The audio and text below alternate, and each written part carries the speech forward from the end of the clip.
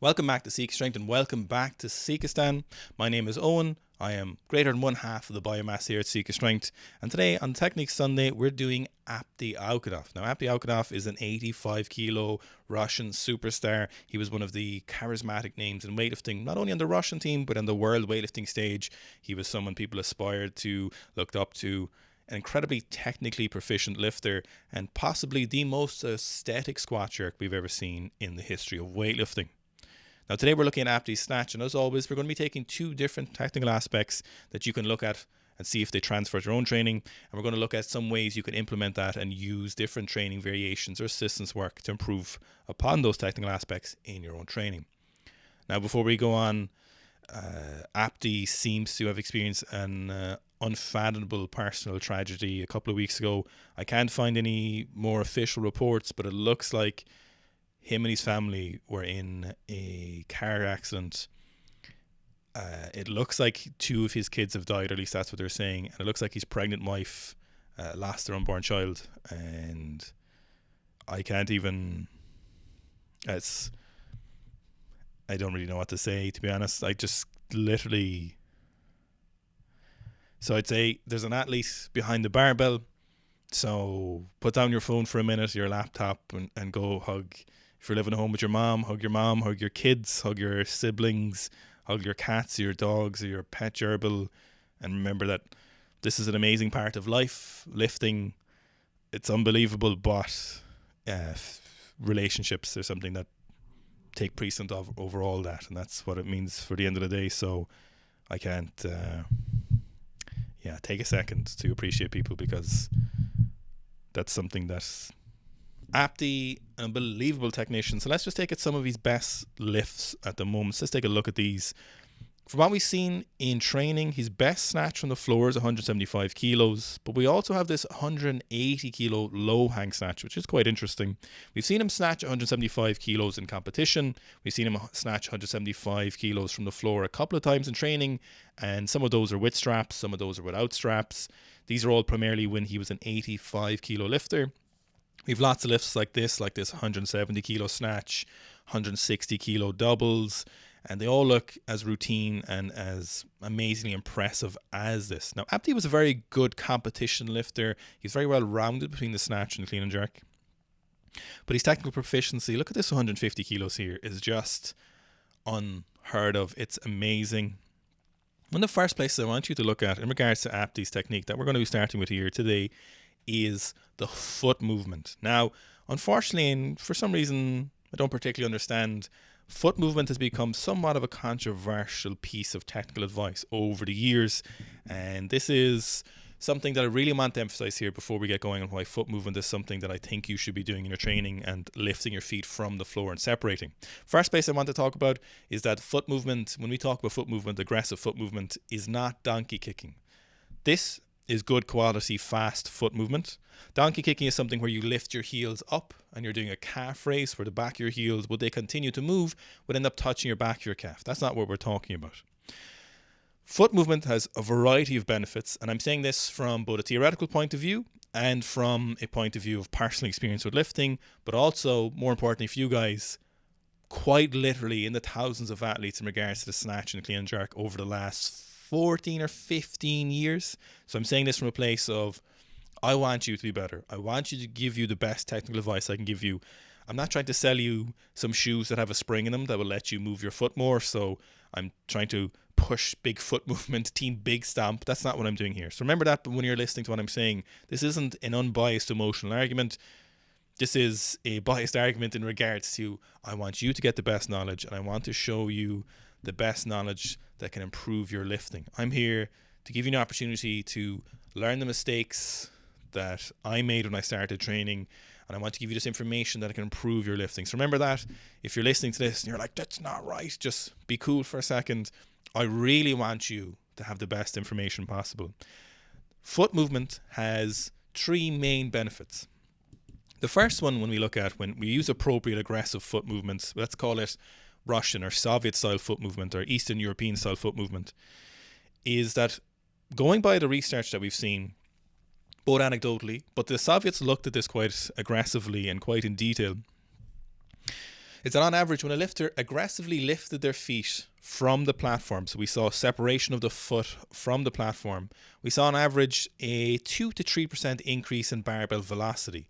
And if you know anything about weightlifting, you know that the barbell needs to be going faster as it moves past the extension point. So when we pass that hip and we're moving up along the torso in the snatch, we want that barbell increasing in speed. We want that barbell moving faster.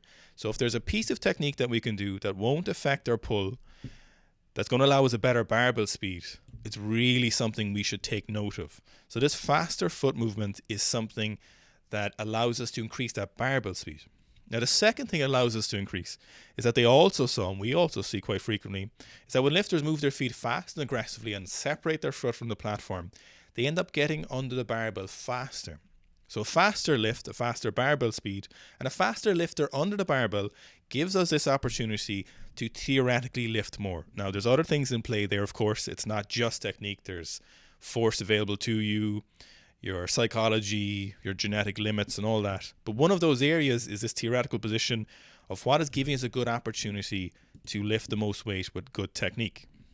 Now, the third area that we often see really beneficial from this foot movement is the catch position. Now, the catch position benefits massively from aggressive foot movement because it really increases the lifter's stability when we use this foot movement correctly.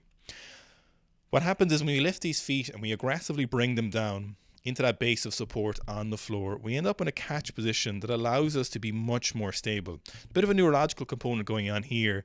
It's a very reactive position where we're pushing down aggressively into the floor. And this travels up along the chain into the lifter, into that catch position where we're able to be a little bit more stable in the overhead position. Now again, don't make the mistake of looking at your heavier weights now and assuming that's the best technique for you. It's a really important thing to separate you from. Don't look at your heaviest lifting and make the assumption that the technique you defaulted there is for some reason the best technique for you. You need to separate yourself from that. You need to look at your technique objectively, theoretically, look at the barbell pat, look at your positions, look at barbell speed, and how does that stack up against what is the best and what can you make work in your own training. So if you're a lifter who, no offense, I really mean this now, no offense, but if you're snatching 90 kilos and once you get to 82 kilos, you stop moving your feet really aggressively, you don't have the justification to say, okay, I'm a no foot snatcher. I have yet to see, in all the lifters I've ever met or coached, I've yet to see a lifter, and I'm open to the possibility, I've yet to see a lifter who didn't benefit from more appropriate foot movement. Now, is the possibility that lifter is out there? I would say very likely. I have yet to see it. So statistically, what I'm saying from a theoretical point of view and from a practical coaching point of view, foot movement is something that is very valuable when done correctly. We have lots of theoretical benefits, and we see those really practically transferring over into a lifter's snatch and clean. So when you look at this here, consider this. Don't look at your heaviest lifts. What the issue there is, if we're looking at your heavy lifts and you default and regress to a secondary position, what's going on there is you don't have the skill to implement that better technique. It's ludicrous. It'd be ludicrous to assume that somehow your regression to a secondary position is the best technique. You have not put in the hours or the reps or the lifts. You're really selling yourself short. If you're doing that at 90 kilos, you can snatch more than that. I know you have more lifts in you. And this is one of those technical pieces that shouldn't be emotionally attached. We should just look at this objectively, and we know that foot movement is very beneficial. So don't sell yourself short. You can snatch more than your 80 or 90 or 100 kilo snatch. You can do better with that. Now, the second thing we need to look at in regards to Apti's technique is his shoulder position in relation to the barbell, in relation to his body. So there's a really nice 170 kilo snatch here. So for a second, I want you to imagine there's a ball here, a blue target, for example, on his shoulder, the shoulder joint. I want you to imagine another one approximately around his hip socket here. The first one represents the shoulder position. The second one represents an imaginary center of mass from the lifter. And then I want you to imagine another center of mass in the barbell. And when they're on the floor, these are separate centers of mass. And as soon as the barbell leaves the floor, we get this conjoined center of mass. We get this unified center of balance or center of gravity. And the issue with this combined center of gravity is that it's always pulling you forward. And the barbell generally, as it gets heavier, is going to exert more force than you. It's going to try and pull you further forward. And your whole goal in that lift is to balance these appropriately. And this is very important, a very useful way of looking. And really usefully, looking at this in relation to your shoulder is one of the best things you can use to visually look at what's going on in your own training. So we don't want the shoulders too far forward, of course. If our shoulders are too far forward in this direction, we're obviously going to be pulled forward with the barbell, so that's bad. But we also don't want the shoulders back behind the barbell too early, because we won't be able to exert enough force, because if we pull our shoulders back, we're moving the lifter's center of mass or center of gravity behind the barbell. And as a result, the barbell is going to be pulling us too far forward, and we won't be able to exert a right amount of force. So we need to balance this really well. So not too far in front, just in front of the barbell, certainly never behind the barbell until the barbell gets to this hip position here. So let's look at this lift in some slow motion. So we watch the shoulder. Only until here does the shoulder start to move slightly behind the barbell. So I really want to watch in your own training, get a view like this from the side and focus on how it feels, and look at where's your shoulder in relation to the barbell. Now, sometimes on top of the barbell can be okay, but in general, I want you to default to a shoulder position which is in front of the barbell until otherwise proven that the on top of the barbell is a better position. So when you're setting up, as the barbell leaves the floor, I want it approximately over the base of your big toe. Then I want the shoulder slightly further in front. And by the time you get to the knees, your barbell will actually be slightly further back than where it started, and your shoulder should be slightly further in front than where it started. As you move up through that second pull, I want those shoulders moving to on top of the barbell, but not until we begin the extension do the shoulders move behind the barbell. So one more time. From the floor, shoulders are in front. At the knee, shoulders are slightly further in front. This is a balancing act. So as the barbell moves back towards you, your shoulders reach a little bit further forward to balance this whole system. And then they start to slightly move back, but not faster than the barbell gets to the hip. Then at the hip position, at the explosive position, at the contact point, the shoulders in general be on top of the barbell. Barbell will generally be on top of the center of foot. And this is theoretically probably the best place you can express vertical power from your legs into the barbell. Now, let's look at how we can implement these two aspects. What variations might you use in training, and how might you improve these? So the first technique we were looking at was foot movement or aggressive foot movement. Now, interestingly, one of the best ways to improve quality of foot movement is no foot snatches. Now, this sounds like a paradox. This sounds like a kind of a gotcha moment. But no foot snatches allow us to really focus on a vertical finish, a long finish. And good foot movement can only be done when you finish your pull. When you have a straight, long, vertical finish in the extension, only then can you have good quality foot movement. So if we go to these 160s here, only via a long finish can we finish with a quality foot movement. So if you imagine when you're jumping, you're trying to hit a max vertical counter movement jump, imagine trying to not extend your knees, your hips fully. Your shoulders are staying over the line of your toes. Imagine how hard it is to actually exert maximal vertical force and then move your feet.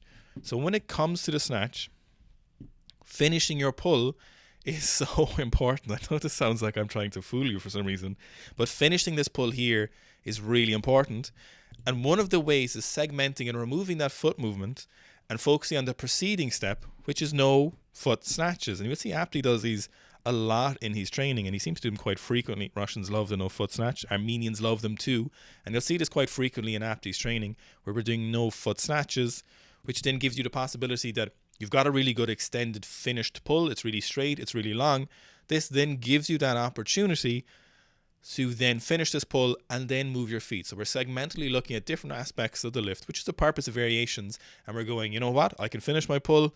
If you're not moving your feet really well, I want you to start focusing on no foot snatches in your training. Start at about 60%. I want you to go really light. And I want you to over-exaggerate the height you're pulling. I actually want you to catch them high and ride them down a little bit. Naturally, as the weights get heavier, you'll catch them lower. I want you to focus on really fast, straight, really vertical pull. Really long pull in these.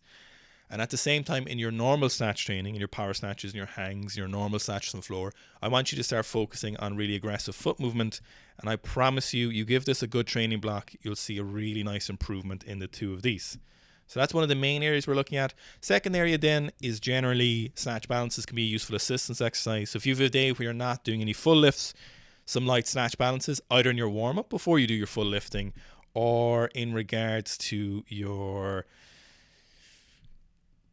kind of non-specific day, we work in some snatch balances, and Apti seems to do them quite a bit in his training in his warm-up complexes. So we're looking at just that aggressive foot movement while we're doing the snatch balances that we'll see Apti doing here. Now the second area we're looking at is intentional practice, or the third area I should say. When we're snatching, one of the main areas is we're doing our assistance work.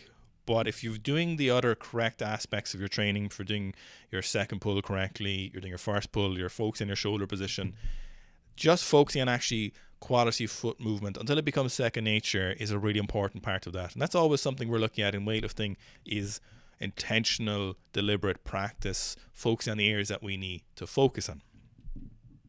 So if we look at that second aspect that we're looking at, which was the shoulder position, one of the best snatch variations that we can use is the low hang snatch. So if we look at Apti doing 180 kilos, what this low hang snatch allows us to do is really focus on the shoulders over position. And then all the way through that lift, it allows us to focus on the shoulders over all the way up until the hip. And we'll see Apti doing this a couple of different variations. We've actually a combination of these here. So we've got a no foot snatch at 140 kilos into a low hang regular snatch. So watch the lack of foot movement, low hang position into that extended position where we're focusing on fully vertical pull. So in this no foot snatch, here we go. And then if you go into this low hang position here, so low hang is generally knee joint or lower, and we'll see Apti practicing this quite frequently in his training. The usefulness of this is that it allows us to really focus on that shoulder position, because you're going to miss a lot of reps very quickly in the low hang snatch if you start pulling your shoulders back behind the barbell too much. So it's a really useful self-selecting, self-improving variation in the snatch is that low hang. We also get that loaded eccentric, so it helps us strengthen our back a little bit as the weight goes down. So we're getting some extra specific angle strengthening, which brings us on to the second variation we could be looking at, which is a pause at the knee snatch. A personal favorite of mine, incredibly useful, where we do a very long pause at the knee. This allows us to focus on this position, reinforce the position, learn it both psychologically in terms of that motor habit or motor pattern, where we're looking at pausing at the knee. We're looking for that good quality position. It also gives us time to focus on this position, so we can adjust mid-lift or mid-technical correction, where we look at this and we go, okay, this is the position I need. And then again, we get some of this joint angle specific strengthening of the lifts, just kind of brute strength, where we spend a little bit of isometric time in that lift, and it allows us to be a little bit stronger in that position. We're looking at a variety of assistance work, snatch pulls. We're always talking about snatch pulls and clean deadlifts. Any variety of these can be incredibly useful. But a very strong posterior and flexible posterior is incredibly important in weightlifting. And if you look at these very deficit stiff-legged deadlifts or RDLs from Apti, this is a great example of one of the variations you might use in your training. Now we see lots of elite level lifters doing these quite frequently, where we're doing stiff-legged deadlifts, we're doing deficit snatch pulls or snatch grip RDLs or snatch grip deadlifts, or any variety of these. Any posterior training where we're hinging really aggressively, we could be doing good mornings, we could be doing snatch grip deficit deadlifts, we could be doing high hip deadlifts, stiff leg deadlifts. Anything that exposes that posterior and allows us to strengthen our back and our hamstrings and our glutes as much as possible can be really useful. Generally best on the barbell, not to stray too far away, but there's other options available to you. But pick some of the big lifts from the barbell, stiff-legged deadlifts. Romanian deadlifts are a favorite of weightlifting, invented in weightlifting by Nico Vlad and his coach. Pause at the knee, snatch pulls, deficit, block pulls, any variety of pulls or posterior dominant hinging movements are a great way of focusing on keeping the shoulder in a good position. Because if your back is super weak, generally what will happen here is your shoulders will tend to pull back behind the barbell too early. We'll try and shift the load to the legs too soon, and it's going to result in that shoulder coming back too early and some terrible missed lifts. So I hope you enjoyed today's episode of Apti. Again, go hug your loved ones, because that's very sad part to be focusing on. So keep Apti in your thoughts for sure. If you have a lift you'd like me to look at, leave it in the comments below, and I hope you enjoyed today's episode.